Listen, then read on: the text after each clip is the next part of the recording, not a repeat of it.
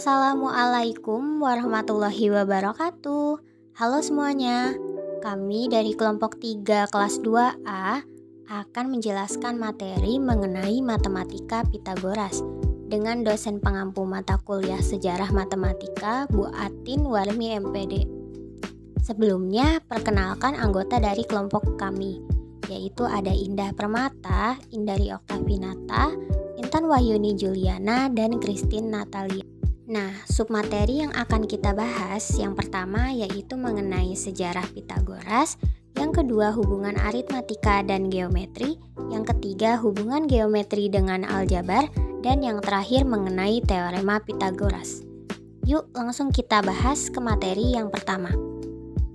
Sejarah atau biografi Pitagoras. Kalian tahu nggak siapa sih Pitagoras itu? Nah, Pitagoras adalah seorang matematikawan yang lahir pada tahun 570 sebelum Masehi di Pulau Samos, Yunani. Selama hidupnya, dia sering berkelana ke berbagai tempat seperti Mesir dan Babilonia untuk mengumpulkan ilmu pada peradaban dari tempat-tempat yang ia kunjungi. Sampai akhirnya dia tiba di sebuah kota di Italia bernama Kruton, dan dia pun menetap di sana. Di kota itulah Pitagoras beserta pengikut-pengikutnya mendirikan sebuah sekolah atau gerakan bernama Pitagorean. Di sekolah tersebut, Pitagoras beserta para pengikutnya meyakini bahwa segala sesuatu di alam semesta ini dapat dinyatakan dalam bilangan-bilangan. Pitagoras beserta para pengikutnya begitu memuja angka dan perbandingan-perbandingan yang bisa dinyatakan oleh angka-angka tersebut. Bahkan, mereka meyakini keharmonisan di dunia ini terjadi karena angka, dan segala sesuatu dapat diukur dalam siklus berritme. Hingga pada 500 tahun sebelum Masehi, salah satu pengikut Pitagoras bernama Hippasus menemukan bilangan akar 2 sebagai hipotenusa, sebuah segitiga siku-siku, dan berhasil menunjukkan bahwa tidak ada bilangan rasional yang jika dikuadratkan maka hasilnya sama dengan 2. Gimana sih rumus Pitagoras itu? Nah, rumus umum Pitagoras yaitu adalah A kuadrat ditambah B kuadrat sama dengan C kuadrat, di mana A kecil adalah depan, B kecil adalah samping, dan C kecil adalah miring. Nah, ini juga dapat kita tulis dengan cara A sama dengan akar dari C kuadrat dikurang B kuadrat, kemudian B sama dengan akar dari C kuadrat dikurang A kuadrat, dan C sama dengan akar dari A kuadrat ditambah B kuadrat. Biar makin paham, yuk langsung ke contoh soal yang pertama. Nah, di sini ada segitiga ABC di mana sisi depannya 12 dan sisi miringnya itu 15. Nah, yang belum diketahui itu sisi sampingnya. Jadi, panjang AC-nya adalah, kita masukin aja rumusnya, AC sama dengan akar dari BC kuadrat dikurang AB kuadrat. Nah, sisi miringnya itu 15, jadi akar dari 15 dikurang sisi depannya 12 kuadrat, nah sama dengan akar dari 225 dikurang 144. Jadi akar 81 dan hasilnya 9. Hubungan aritmatika dan geometri. Aritmatika adalah bagian dari matematika yang mempelajari tentang operasi dasar bilangan, penjumlahan, pengurangan, perkalian, dan pembagian. Geometri merupakan cabang matematika yang mempelajari titik, garis, bidang, dan benda-benda ruang beserta sifat, ukuran, dan hubungan lainnya. Lalu, barisan bilangan aritmatika penjumlahan. Barisan bilangan aritmatika yaitu barisan yang selisih antar suku yang berdekatan konstan, atau barisan aritmatika disebut juga bilangan yang suku selanjutnya merupakan penjumlahan dari suku sebelumnya dengan rasio. Bentuk barisan aritmatika. Yang A, barisan aritmatika berderajat 1. Secara umum, barisan aritmatika ditulis sebagai berikut. A, A ditambah B, A ditambah 2B, A ditambah 3B, A ditambah 4B, titik-titik. U1 sama dengan A, U2 sama dengan A ditambah 2B, U3 sama dengan A ditambah 3B, U4 sama dengan A ditambah 4B, U10 sama dengan A ditambah 9B. Jadi diperoleh rumus barisan aritmatika yaitu UN sama dengan A ditambah N dikurang 1 dikali B. B sama dengan UN dikurang U, N dikurang 1, atau B sama dengan U, N ditambah 1 dikurang UN. Keterangan UN sama dengan suku ke N sama dengan banyaknya suku, A sama dengan suku pertama, B sama dengan rasio atau beda. Lalu di sini ada contoh soal. Suatu barisan aritmatika suku ke-3 sama dengan 13 dan suku ke-6 sama dengan 28. Tentukan. Yang A mencari B, yang B mencari A, dan yang C mencari U8. Penyelesaian. Yang A mencari B. U3 sama dengan 13 menjadi A ditambah 2B sama dengan 13, U6 sama dengan 28 menjadi A ditambah 5B sama dengan 28, lalu dikurang, dan hasilnya negatif 3B sama dengan negatif 15. B sama dengan negatif 15 dibagi negatif 3, dan B hasilnya adalah 5. Lalu yang B itu mencari A. A ditambah 2 kali B sama dengan 13. A ditambah 2 dikali 5 sama dengan 13. A ditambah 10 sama dengan 13 dan hasil A sama dengan 3. Yang terakhir C, mencari U8. UN sama dengan A ditambah N kurang 1 dikali B. U8 sama dengan A ditambah 7 dikali B. Sama dengan 3 ditambah 7 dikali 5 sama dengan 38. Materi yang B, barisan aritmatika berderajat 2. Barisan aritmatika berderajat 2 yaitu barisan aritmatika yang beda atau rasionya tidak tetap, dan apabila beda tersebut dijadikan barisan, maka akan terbentuk rasio yang tetap atau mengalami dua tahap baru diketahui beda atau rasio yang sama atau tetap. Rumus umum barisan aritmatika berderajat 2 yaitu UN sama dengan AN2 ditambah BN ditambah C. Di sini ada contoh soal, yaitu 1,3,6,10,15, titik-titik. Dari barisan aritmatika di atas, tentukan. Yang A itu soalnya mencari UN, yang B itu mencari U20. Penyelesaiannya, barisan di samping merupakan barisan aritmatika berderajat 2 karena dua tahap baru sama rasionya. Misal, UN sama dengan AN2 ditambah BN ditambah C. U1 sama dengan 1 menjadi A ditambah B ditambah C sama dengan 1 persamaan 1. U2 sama dengan 3 menjadi 4A ditambah 2B ditambah C sama dengan 3 menjadi persamaan 2. U3 sama dengan 6 menjadi 9A ditambah 3B ditambah C sama dengan 6 menjadi persamaan 3. Dari persamaan 2 dan 1, 4A ditambah 2B ditambah C sama dengan 3, A ditambah B ditambah C sama dengan 1, lalu dikurang yang hasilnya 3A ditambah B sama dengan 2, yaitu persamaan keempat. Dari persamaan 3 dan 2, 9A ditambah 3B ditambah C sama dengan 6, 4A ditambah 2B ditambah C sama dengan 3, lalu dikurang dan hasilnya 5A ditambah B sama dengan 3 menjadi persamaan 5.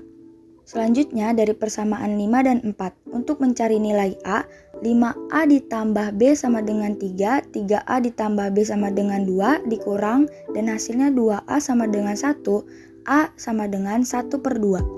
Mencari nilai B, maka menggunakan salah satu persamaan, yaitu persamaan keempat.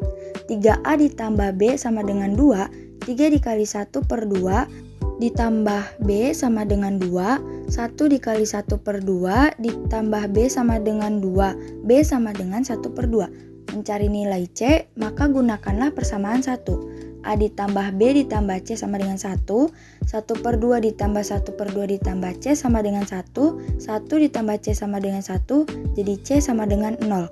Mencari UN, UN sama dengan AN2 ditambah BN ditambah C, sama dengan 1/2 N2 ditambah 1/2 N ditambah 0, sama dengan 1/2 N dikali N ditambah 1. Jadi, yang A, UN sama dengan 1/2 N, N ditambah 1. Lalu yang B mencari U20. UN sama dengan 1/2 N dikali N ditambah 1. U20 sama dengan 1/2 dikali 20 dikali 20 ditambah 1 sama dengan 10 dikali 21 sama dengan 210. Lalu barisan bilangan geometri perkalian.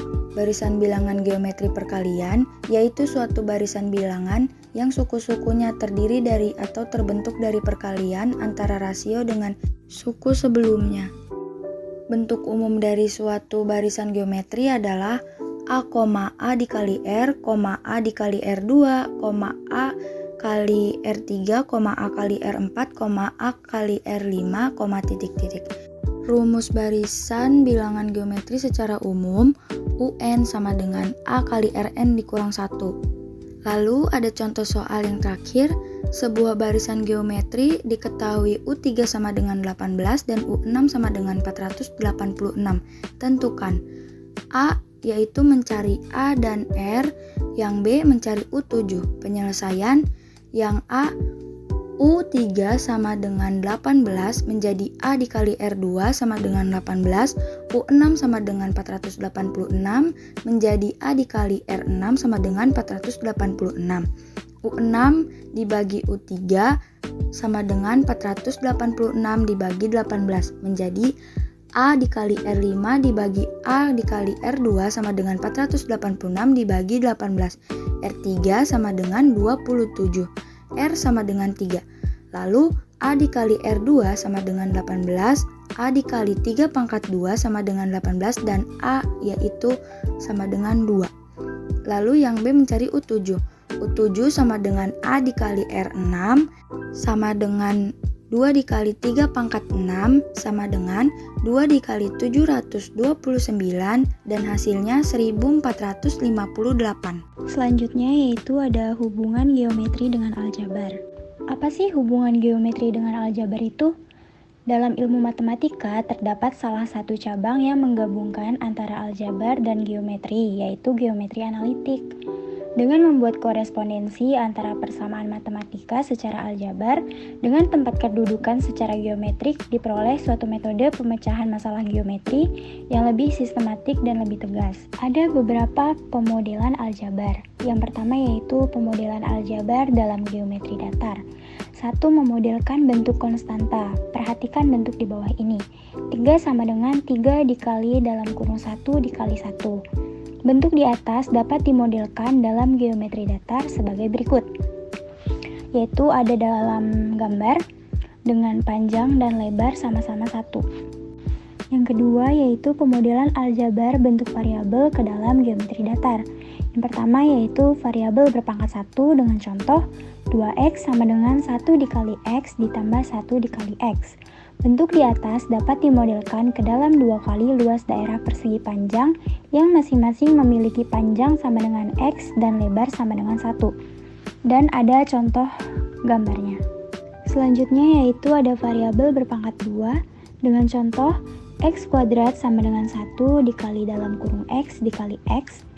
Bentuk di atas dapat dimodelkan ke dalam 1 kali luas daerah persegi yang masing-masing memiliki sisi sama dengan x.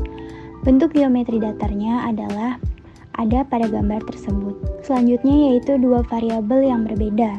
Dengan contoh 3xy sama dengan 3 dikali dalam kurung x dikalikan y. Bentuk di atas dapat dianalogikan sebagai 3 kali luas persegi panjang dengan panjang sama dengan x dan lebar sama dengan y. Selanjutnya yaitu teorema Pitagoras. Apa sih teorema Pitagoras itu? Teorema Pitagoras adalah suatu aturan matematika yang dapat digunakan untuk menentukan panjang salah satu sisi dari sebuah segitiga siku-siku. Yang perlu diingat dari teorema ini adalah hanya berlaku untuk segitiga siku-siku, tidak bisa digunakan untuk menentukan sisi dari sebuah segitiga lain yang tidak berbentuk siku-siku. Ada juga bentuk teorema lainnya. Jika C menunjukkan panjang sisi miring dan A dan B menunjukkan panjang dari dua sisi lainnya, teorema Pitagoras dapat dinyatakan sebagai persamaan Pitagoras C kuadrat sama dengan A kuadrat ditambah B kuadrat.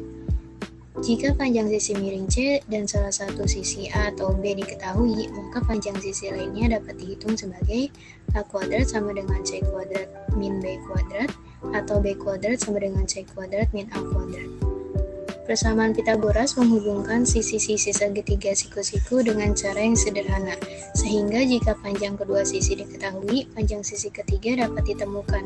Akibat wajar lain dari teorema adalah bahwa dalam segitiga siku-siku mana, sisi miring lebih besar daripada salah satu sisi lain, tetapi kurang dari jumlah mereka. Ada juga bukti Euclid. Secara garis besar berikut adalah bagaimana bukti dalam elemen Euclid berasal. Persegi besar dibagi menjadi persegi panjang kiri dan kanan. Sebuah segitiga dibangun yang memiliki setengah luas persegi panjang kiri, kemudian segitiga lain dibangun yang memiliki setengah luas persegi di sisi paling kiri. Dua segitiga ini terbukti kongruen, membuktikan bahwa persegi ini memiliki area yang sama dengan persegi panjang kiri. Selain itu, ada juga bukti dengan berpotongan dan penataan ulang. Sebuah bujur sangkar besar dibentuk dengan luas C kuadrat dari 4 segitiga siku-siku identik dengan sisi A, B, dan C dipasang mengelilingi sebuah bujur sangkar pusat kecil. Kemudian dua persegi panjang dibentuk dengan sisi A dan B dengan menggerakkan segitiga, menggabungkan kotak yang lebih kecil dengan persegi panjang ini menghasilkan dua kotak area A kuadrat dan B kuadrat yang harus memiliki area yang sama dengan awal persegi besar. Segitiga ditunjukkan dalam dua pengaturan. Yang pertama meninggalkan dua kotak A kuadrat dan B kuadrat terbuka, yang kedua meninggalkan persegi C kuadrat terbuka. Area yang dicakup oleh alun-alun luar tidak pernah berubah, dan area keempat segitiga adalah sama di awal dan di akhir. Jadi area kotak hitam harus sama, oleh karena itu A kuadrat tambah B kuadrat sama dengan C kuadrat. Ada juga nih bukti aljabarnya. Teoremanya dapat dibuktikan secara aljabar menggunakan 4 salinan dari segitiga siku-siku dengan sisi A, B, dan C disusun di dalam kotak dengan sisi C seperti di bagian atas diagram. Segitiga mirip dengan area setengah AB, sedangkan kotak kecil memiliki sisi B dikurangi A dan area B dikurangi A kuadrat. Oleh karena itu, luas persegi panjang B dikurang A kuadrat ditambah 4AB per 2 sama dengan B dikurangi A kuadrat tambah 2AB sama dengan B kuadrat dikurangi 2AB ditambah A kuadrat ditambah 2AB sama dengan A kuadrat ditambah B kuadrat. Tetapi ini merupakan persegi dengan sisi C dan luas C kuadrat, jadi C kuadrat sama dengan A kuadrat ditambah B kuadrat. Selanjutnya yaitu triple Pythagoras. Triple Pythagoras merupakan kombinasi tiga bilangan yang menyatakan ukuran sisi-sisi segitiga siku-siku sehingga berlaku A kuadrat ditambah B kuadrat sama dengan C kuadrat. Terdapat banyak sekali triple Pythagoras. Bilangan 3, 4, 5 karena 32 ditambah 42 sama dengan 52. Bilangan 5, 12, 13 karena 52 tambah 122 sama dengan 132. Bilangan 7, 24, 25 karena 72 ditambah 242 sama dengan 252. Triple Pythagoras berlaku kelipatan. Misalnya salah satu triple Pythagoras adalah 3, 4, dan 5. Triple Pythagoras kelipatannya yaitu 6, 8, 10, 9, 12, 15, 12, 16, 20, dan sebagainya. Gimana nih sejarah matematika Pythagoras? Sangat menarik bukan? Setelah apa yang sudah dijelaskan tadi, kita mengetahui rahasia sejarah matematika Pythagoras. Mulai dari biografinya, hubungan antara aritmatika dengan geometri, hubungan geometri dengan aljabar, hingga teorema Pythagoras. Semoga dengan penjelasan materi dari kami mudah dipahami dan bermanfaat. Maaf apabila ada salah kata. Wabillahi taufiq wal hidayah. Wassalamualaikum warahmatullahi wabarakatuh.